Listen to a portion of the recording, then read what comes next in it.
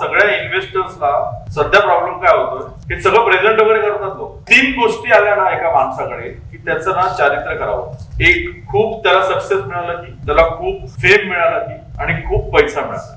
जो hard working जो त्याचा फाउंडर असतो ना, त्याला सडनली 5 करोड मिळाले ना, किंवा तो 5 करोड ना त्यातले 50 लाख तर मी वापरू शकतो, गाडी घेऊ शकतो, कपडे घेऊ शकतो, घर घेऊ शकतो, आणि त्याच्यामुळे बिझनेसेस फेल.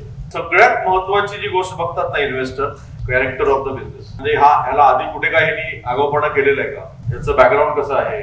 फक्त कंपनी बघत नाही, त्याला पैसे दिले त्याला कसा वागू शकेल, द एंटायर कॅरेक्टर बघितलं जातं. म्हणजे पाटील काकीसाठी मी परत सांगतो तुम्हाला, 2 मुलं आहेत, पाटील काकी आणि विनीत पाटील, आणि दुसरा आहे तो दर्शन, 3 जण आहेत. तर ते सांताक्रूजला राहत होते एका चाळीमध्ये.